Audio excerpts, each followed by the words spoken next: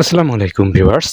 Power grid Bangladesh PLC নতুন নিয়োগ বিজ্ঞপ্তি প্রকাশ করেছে এবং উক্ত নিয়োগ বিজ্ঞপ্তির কি পোস্ট আছে, লাস্ট ডেট কবে, কি শিক্ষাগত যোগ্যতা চাওয়া হয়েছে এবং কি কাগজপত্র লাগবে, কিভাবে এসএমএস করতে হবে, সব আমরা এই ভিডিওর মাধ্যমে জানবো।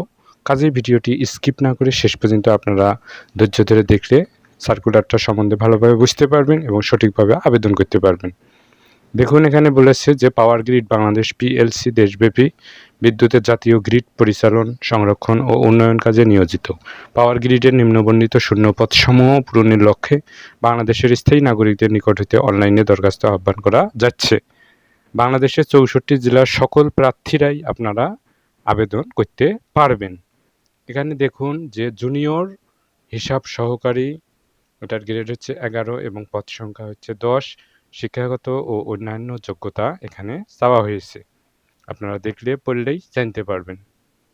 তারপর দেখুন এখানে আরও কি বলেছে যে জুনিয়র ব্যক্তিগত সচিব, পদের সংখ্যা 4 জন, এটারও গ্রেড হচ্ছে 11। তারপর কি পোস্ট আছে, জুনিয়র প্রশাসনিক সহকারী অথবা জুনিয়র প্রশাসনিক সহকারী কাম ভান্ডার সহকারী, গ্রেড 11 এবং পদের সংখ্যা এটা হচ্ছে 14।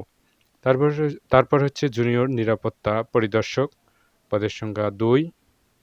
তারপর হচ্ছে নিরাপত্তা প্রহরী, পদের সংখ্যা 11। এই মিলে মোট হচ্ছে 41 পদে এটা নতুন সার্কুলার।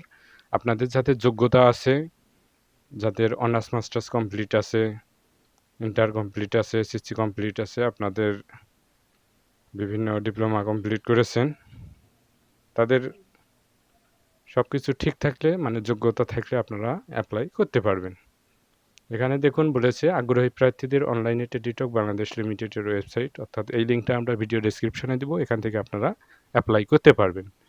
এখানে 10/6/2026 হতে 30/6/2026 তারিখ বিকাল 5টার মধ্যে আবেদনপত্র পূরণ সংক্রান্ত নির্দেশনা বলি অনুসরণপূর্বক আবেদন করা যাবে। অর্থাৎ এই সার্কুলারটার লাস্ট ডেট হচ্ছে 30/6/2026। এই সময়সীমার ভিতরে, মানে আপনাকে 30/6/26 আগেই আপনাকে অনলাইনে অ্যাপ্লাই করতে হবে। এখানে 1 থেকে 4 নং ক্রমিকের জন্য হচ্ছে 112 টাকা।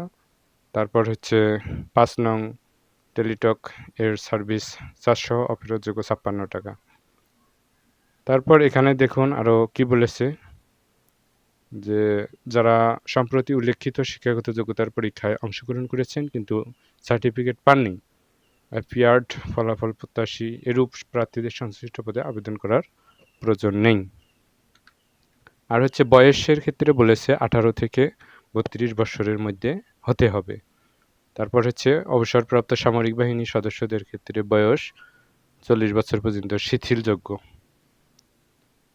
এখানে আপনাদের যেভাবে মানে বলা হয়েছে দিক নির্দেশনা, তারপর হচ্ছে শর্তাবলী এবং শিক্ষাগত যোগ্যতা যেভাবে যার মানে চাওয়া হয়েছে যে পোস্টে, সেইভাবে আপনাকে সঠিকভাবে অ্যাপ্লাই করতে হবে এবং ভুল করা যাবে না। সব সার্টিফিকেট, এডমিট, মার্কশিট অনুযায়ী আপনাকে অ্যাপ্লাই করতে হবে, পিতামাতার এনআইডি কার্ড।